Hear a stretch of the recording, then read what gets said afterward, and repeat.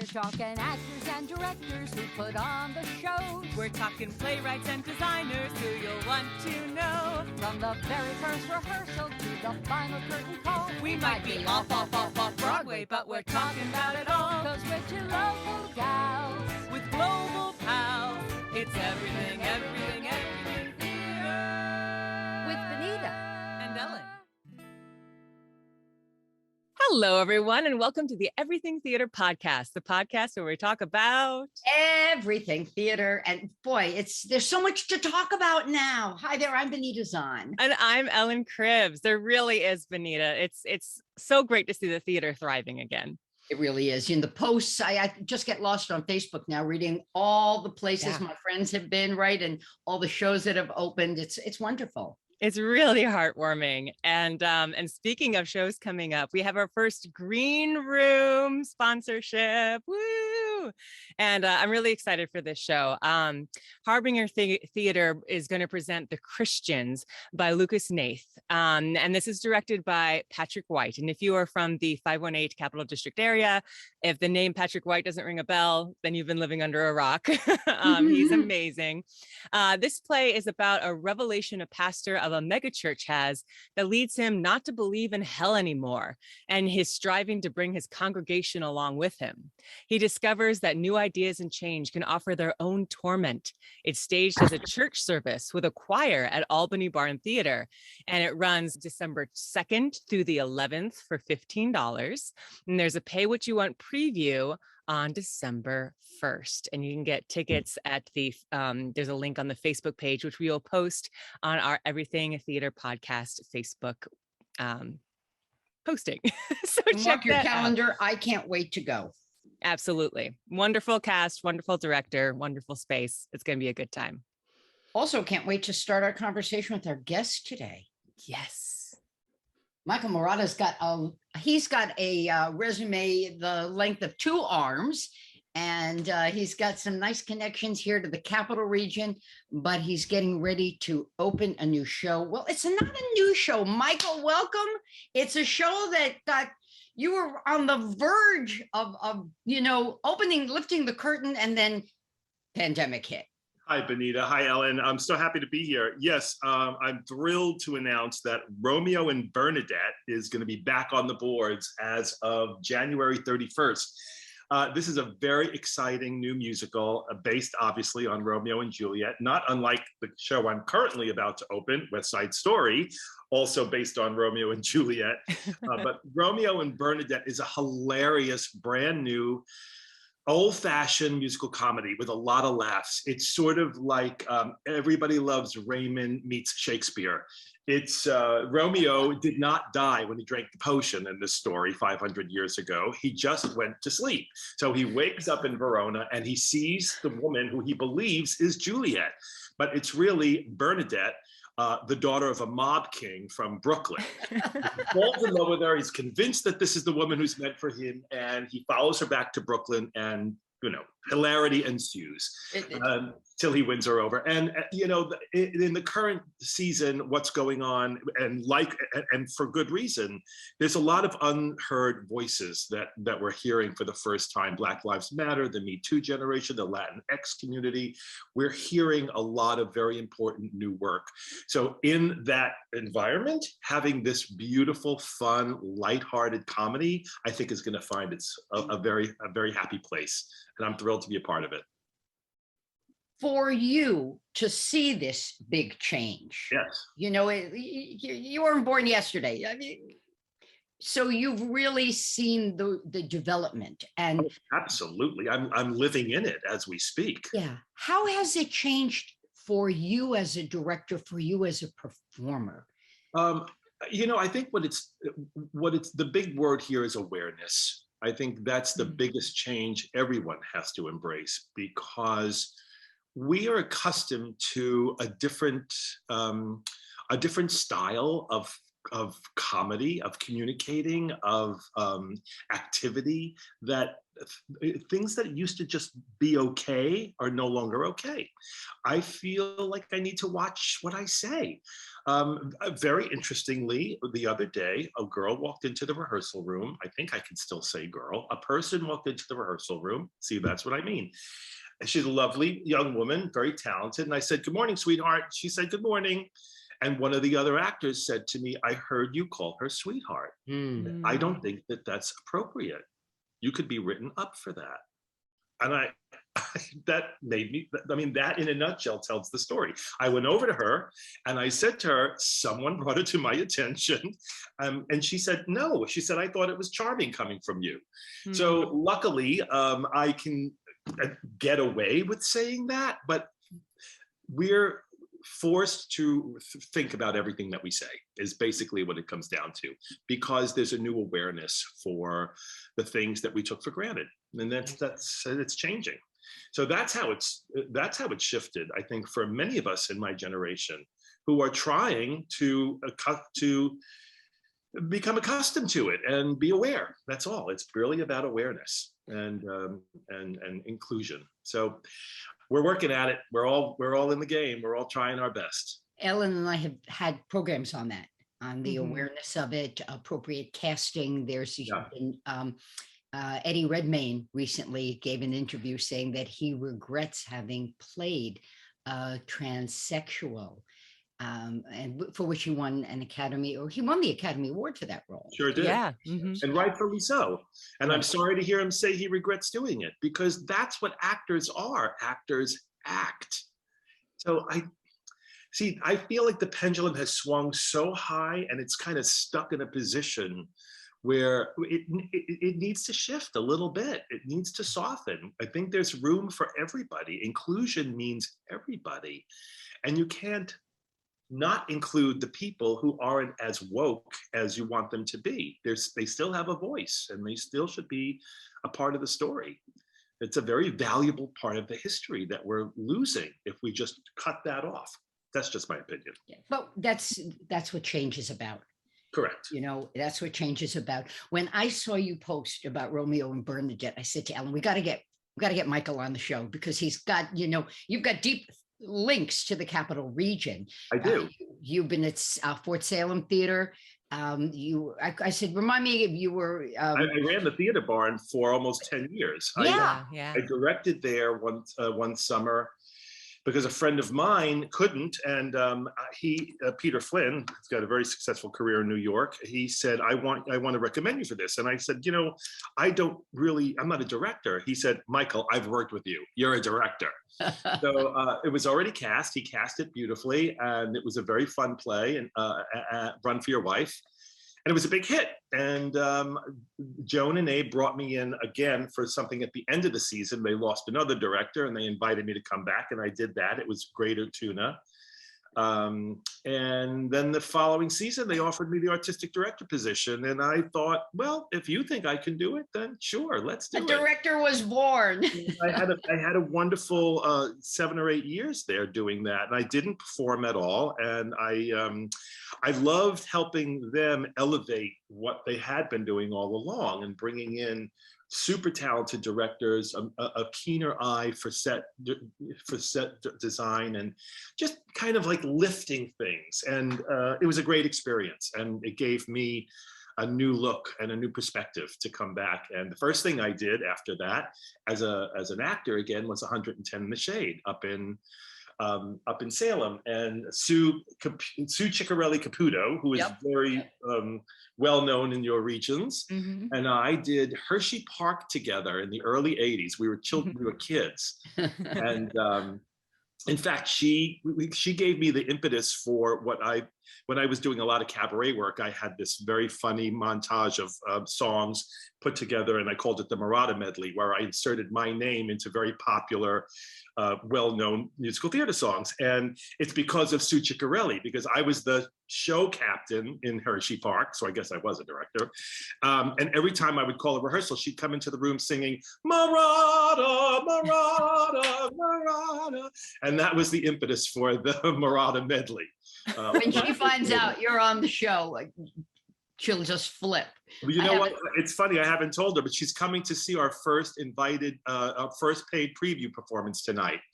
She's down here with her husband, Ralph, who came down to play in a couple of baseball leagues for several weeks. So we had dinner last week, and they're coming to see the show tonight, and they're taking off tomorrow. So yeah, I'm going to get to see her tonight. That's spectacular. Ellen and I were already trying to plan a trip down to the city. Yeah. To come see Oh, the show. I hope you'll get to come. It's such a fun show. You'll really enjoy it. Yeah, you know, just a quick aside.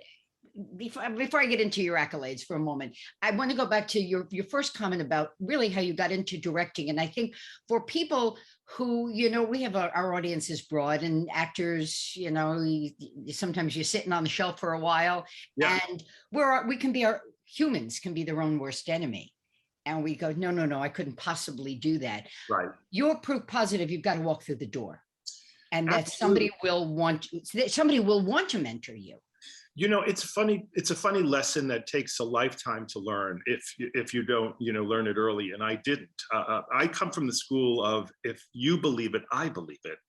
And I know now that when I walk through the door for an audition, like the many thousands of times I have, I take the approach that you're the patient and I'm the doctor. I'm going to offer my advice on what can fix the ailment, and you either take it or you don't.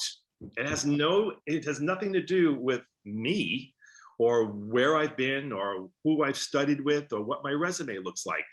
If I walk in the door and you like this doctor, that's the guy you're going to go with. That's the woman you're going to go with. Again, learn that lesson doing. I had a huge national commercial for a pharmaceutical. They were looking for a grandfather. I had my third pharmaceutical callback that week. I walked in the room and there were, you know, half a dozen other pot-bellied, balding men. And I thought, well, that's a grandfather. They're not going to hire me. And I got the job. And I totally went in thinking, this is not my gig. But somebody, the director in the room, saw a face that in his head was what his ideal was. So Michael, I'm going to stop you there for a sec, because there's a local performer who will go nameless right now. We'll talk after, who has really struggled. He did really well in small roles, and then it was very, very quiet for a long time. And he's posted on Facebook, and I think I'm going to give it up. Talk a little bit about rejection, you know, and keeping the energy up and the belief that tomorrow still, look at the smile on your face, you know, has the potential to bring something. It's a hard, I'm smiling because it's a hard subject to broach, because it's, you know, nobody held a gun to our heads and said, this is what you have to do for your life. I have a younger brother who's retired and very nicely, very comfortable doing it. And when I went to his retirement party, I said to him, you understand, this is not a word in my vernacular. I will never be able to do that. If I can walk and talk, I will act. If I can read and see, I will direct. When you choose a life in the arts, everything about your life is different. And you guys know this. Rejection is just a part of the game. There's no other way. You can't ever take it personally. There are so many things that have to work when you walk in that door. Does he fit the image? Is he right with the other person's cast? Does he look like the character? Does he sound like the character? It has nothing to do, and again, this is part of the lesson that I was talking about earlier that took a long time for me to learn. It's not about me. It's about what they're looking for. So I don't take it personally. And the great thing about my career is that I'm almost always welcomed back wherever I go. So that has given me the confidence to know that what I bring to the table is worthy. And if I don't get a gig, it's not because of any lack on my part. Just weren't the face they were looking for. Yeah. Michael, you're an actor, a singer, a director, twice the recipient of the MAC Award and the Backstage Bistro Award. I am. For your contributions in cabaret. You created the male roles in Tenderly, the Rosemary Clooney musical. I'm reading, you know, listen, there are people who don't know all this stuff. Extensive credits in regional theater. You've been Herbie in Gypsy, Herr Schultz in cabaret. Opposite Sally Mays. Yes. Broadway Tony-nominated Sally Mays was my Rose, and opposite Mary Gordon Murray, also Tony-nominated. was my beautiful Fräulein Schneider. I love the role of Herr Schultz. He's the only person in Cabaret who's not hiding anything. He's all. I just wrapped up. I just wrapped up a run of Cabaret, and I was Fräulein Schneider. I love it. And she was gorgeous. Oh, I bet. It's a wonderful part, and it's a wonderful show. I love it. I've done Cabaret 9 times. Wow. I played everybody but Sally. But you would have decorated the apartment better because you're also an interior designer. I am. I do that too. That's totally self-taught. I mean, I knew as a kid when I said to my mother, let's put this couch on that wall and change those drapes. It was just something that I used to help people do. And so many friends getting married and setting up new homes. And I have a big family and all of those people setting up new homes. And finally, I decided to just charge people for it. And so it became another business. And when I'm not doing this, I'm doing that. And when I'm not doing that, I'm the right-hand man of a very top-notch event producer in New York. And whenever she has a gig, I'm right there beside her, helping her. Again, that has a lot to do with my organization skills, with my catering life, which is extensive because when you're an actor, you have to, pass an hors d'oeuvre every once in a while. My directing skills, and just, showing up and smiling and making sure everybody's happy and convincing them that everything's going great, even when it's raining in a wedding. And that may be the toughest role, right? You got it. Yeah, play You've the role. also been on Mrs. Maisel. Oh, that was a great story. I had a new agent. I heard this, for people who don't know, we get breakdowns in the business. Breakdowns are when the casting departments send out what they're looking for, and then agents submit their clients according to the breakdowns. Well, I had privy to breakdowns for a couple of years, and I saw this, this definition of a character that I knew was me. And I said to the agent, I'd like to get in for this. Can you please submit me? And she said, you don't really have the credits, and everybody in New York wants to be in this show, and don't be disappointed if they don't pick up the blah, blah. So I was like, okay, I'm going to get this role, whether it's with you or without you. And the next day I saw that they were posting a call for dancers because it was in a nightclub setting and they needed people of a certain age who could do period dancing. Now, again, I grew up in a big Italian family. I was doing the Lindy at 7 years old. So I showed up to the dance call and I was partnered with a woman who really wasn't a very good dancer, but I didn't need to be taught the Lindy. They were teaching kids the Lindy. And I saw the choreographer point to me from across the room and I was like, okay, I'm in. I did the right thing. I hadn't been to a dance call in probably 25 years. But she saw me and she asked me to stick around, and I got the role that I set out to get. Mr. Feuchtwanger, who dances with Mrs. Maisel at her first night at in the Catskills, in that fabulous. There were like 3 episodes they were in the Catskills. Yep. And it was a thrill to be on that set. It's a top-notch run production. The production values and qualities are through the roof. Beautifully handled, and I was living the dream for that one spectacular day, and everybody got to see it on TV, which was really great. So acting, directing, singing, if you had to pick, if somebody said Sophie's choice, which is it, babe? Oh God, it's such a boring answer because I am such a love the one you're with kind of guy. It really is whatever I'm doing is what I like.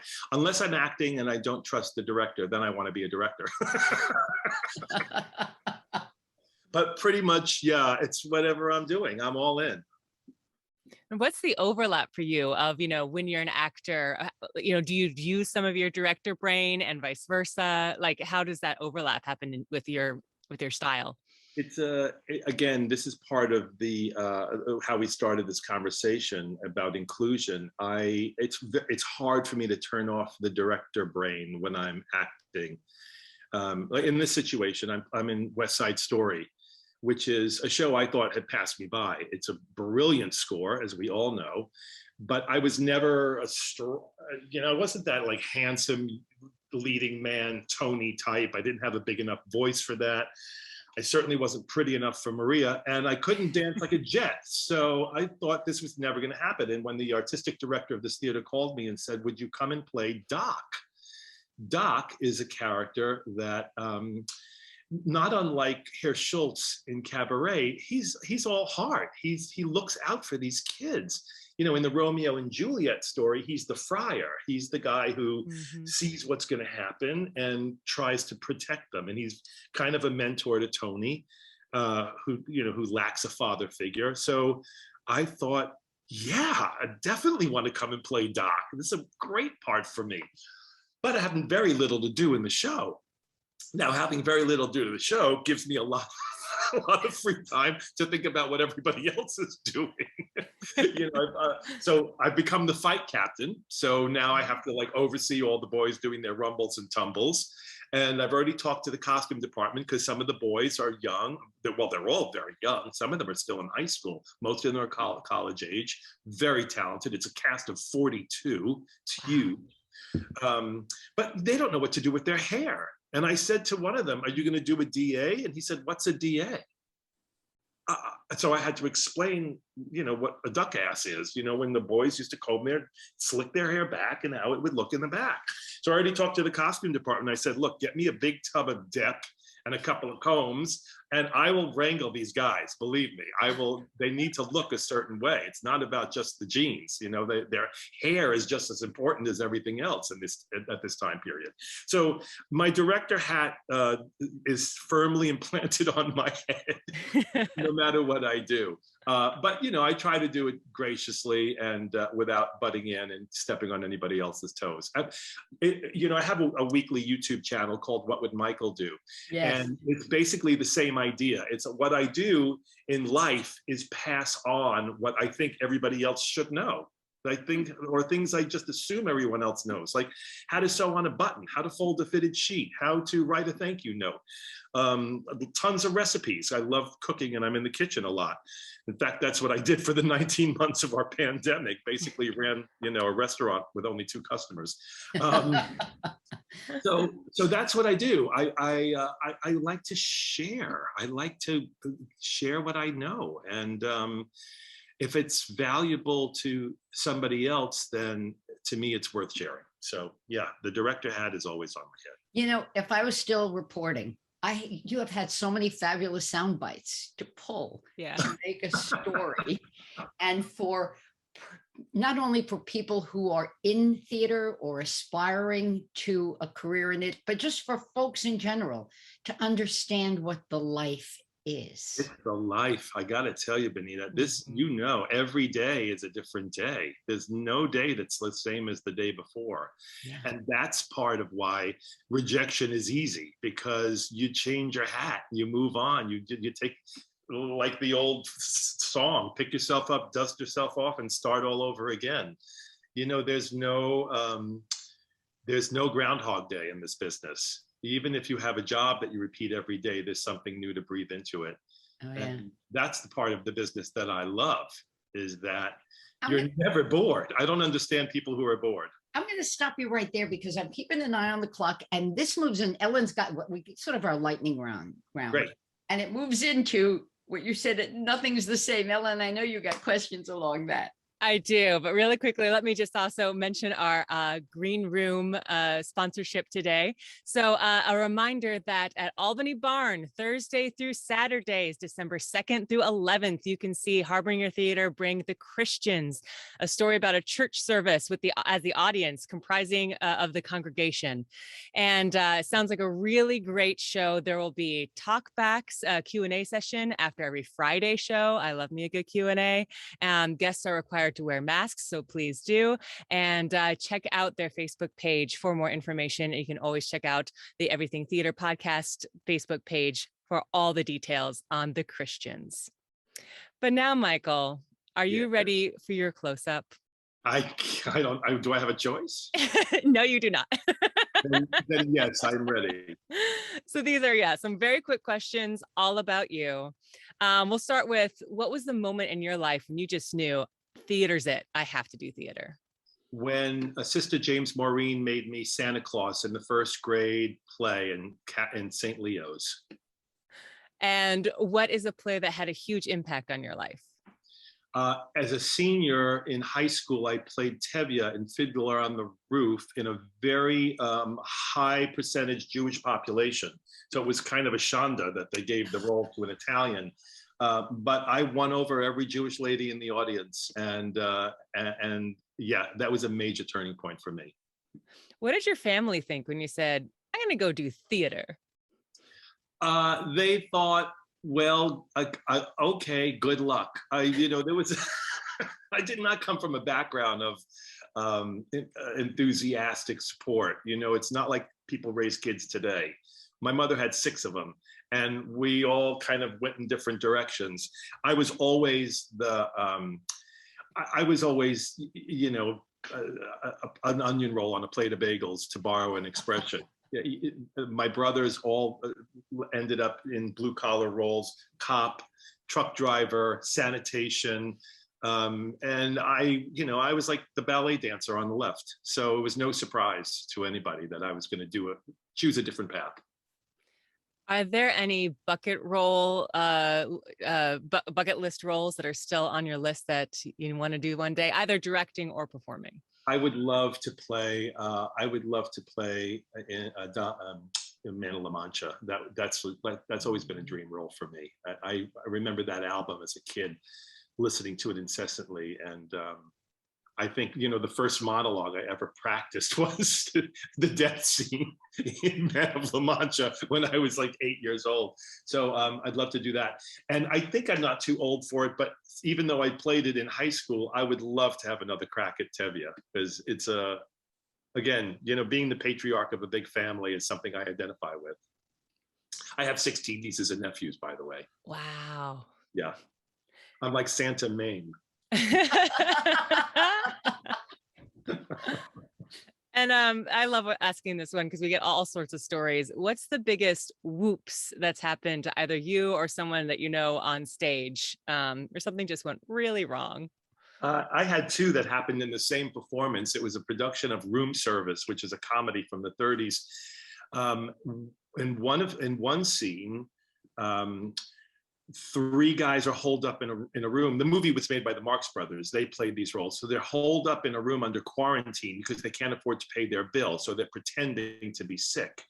And the room service waiter brings them food, and they are famished. So they have this eating frenzy. And we had real food, and we were really eating. And I was shoving food down my throat so quickly. And it was a breakfast tray of eggs and bacon and bread and toast and jams. And, all this choreography, arms across the table and feeding each other, 2 people eating the same sausage link. Well, it was a frenzy, as I say. The audience loved it, ate it up, and I couldn't swallow fast enough. And my throat was filled with food and I couldn't breathe. So I'm turning red. I couldn't say my lines. The audience thought it was hysterical. A guy came behind me, one of my actor friends, and was doing the Heimlich. Of course, I was upset because it wasn't period. Heimlich hadn't been invented yet. But anyway, he got it up, and literally like this esophagus-shaped what could I call it? Roll of food came up and out of me. And then I saw a couple of women in the first row were like, ew. I finally realized it wasn't a joke, and it wasn't staged.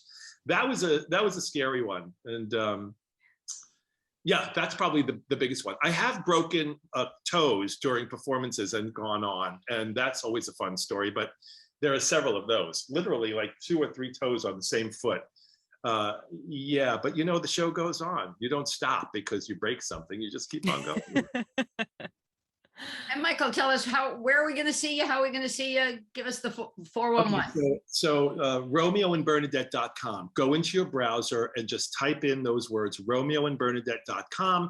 You'll get all the info about the theater. There's a short little 1-minute video, which is a B-roll, fun little sections of the show put together, ticket information, dates, the previews, which start on either the 31st of January or February 1st. I can't remember offhand.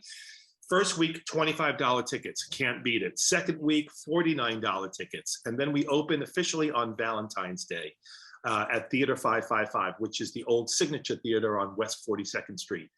And RomeoandBernadette.com, check it out. It is a fun, funny, uplifting show. Great, talented cast.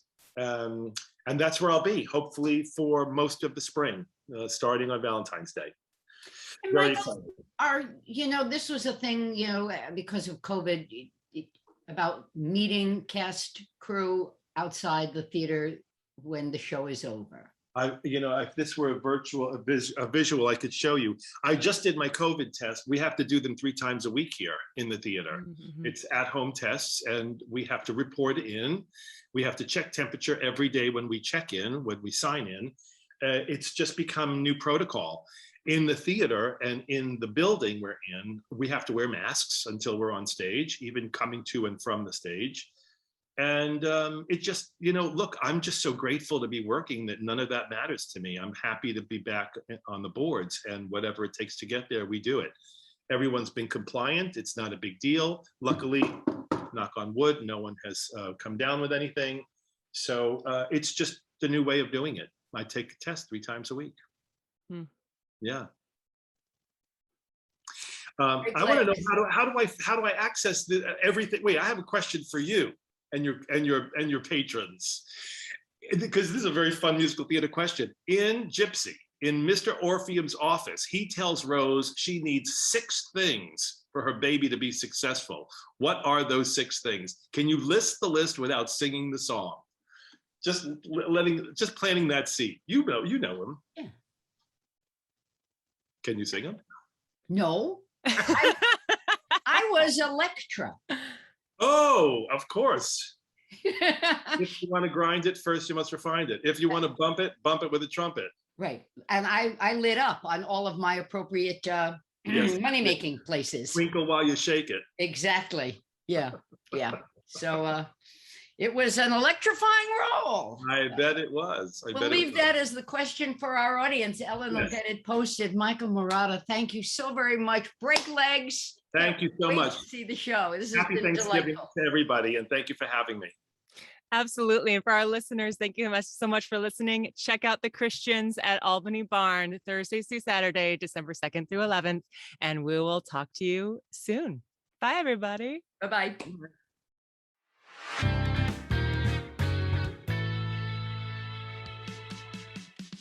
Thank you so much for listening to the Everything Theater podcast. Special thanks goes out to Alice Grinling for our photography and Justin Friello for composing our amazing theme song. Please remember to subscribe to our podcast and follow us on Facebook, Twitter, and Instagram. If you want to share your thoughts or what's going on in your theater community, you can reach out to us on social media or through our email at everythingtheaterpodcast@gmail.com. Till next time, it's everything, everything, everything.